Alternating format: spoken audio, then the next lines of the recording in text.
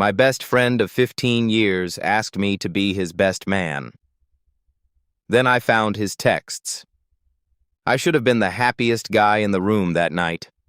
Marcus had just slid a velvet box across the table. Not a ring, but an engraved watch with the words, "Best man, best brother," on the back. I actually teared up. 15 years of friendship. And this was the moment.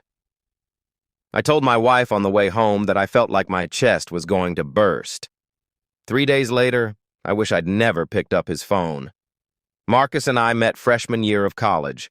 Dorm neighbors, both from small towns, both completely lost in a school of 40,000 people. We became each other's family.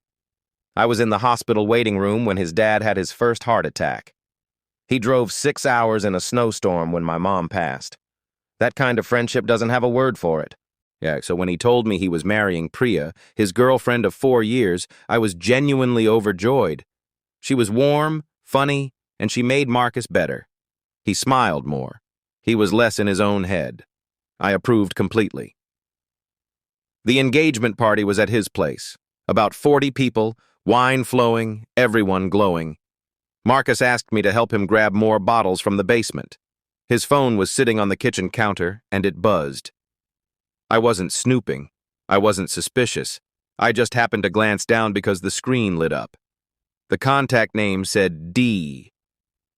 The preview text said, "She has no idea, does she, LOL?" I froze. I told myself it was nothing. An old friend. A work contact. A joke out of context. I picked up his phone to move it out of the way. That's what I told myself. And the screen was still unlocked. I should have put it down. And I know that. But something in my stomach had already dropped 6 floors. The messages went back 8 months. I didn't read all of them. I couldn't. But I read enough. Enough to know that Marcus had been seeing someone named Delia since the spring. Enough to know that Priya thought they'd been having a rough patch because of wedding stress, when in reality he'd been spending those stressed-out nights in another woman's apartment. Enough to know that Delia knew about Priya and didn't care, and Marcus had kept it going anyway. There was one message that stopped my blood cold. Delia had asked, "So what's the plan after the wedding?" And Marcus had replied, "Same as now. Nothing changes." He was going to marry Priya and keep seeing her. I put the phone down. I walked to the basement. I grabbed 2 bottles of red. Yet I came back upstairs and I smiled and I poured wine. I watched my best friend of 15 years put his arm around his fiancée and kiss her temple while she laughed at something his aunt said. And I didn't say a word. Not that night. I went home, and I didn't sleep. My wife knew something was wrong, but I couldn't talk about it yet. I just kept seeing Priya's face, the way she'd squeezed Marcus's hand during the toast, the way she'd shown me her venue mood board 2 weeks earlier like a kid on Christmas morning. She had no idea. I called Marcus the next afternoon and told him I needed to talk. Just us. He showed up at my place with a 6-pack and a grin. The moment he sat down on my couch, I just said it. "I saw the messages, Marcus. All of them. Delia." The grin didn't disappear. Yet it just rearranged itself into something I didn't recognize on his face. He was quiet for a long time. Then he said, "Okay, and?" I actually laughed. Not because it was funny, because I didn't know what else to do. "And?" I repeated. "You're asking me to stand next to you at the altar while you're planning to cheat on your wife the week after the wedding." He leaned back and told me it was complicated. That Priya was the right choice for his life. His family loved her. She was stable. They made sense together. That what he had with Delia was different, and that I wouldn't understand because I'd never had to navigate real feelings. I'd never had to navigate real feelings. 15 years. I was there when he cried over a girl named Tanya Junior year.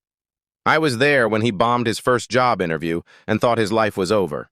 I drove him home from the hospital after his dad's second heart attack and sat with him in silence for 4 hours because that's what he needed. I told him I wouldn't be his best man.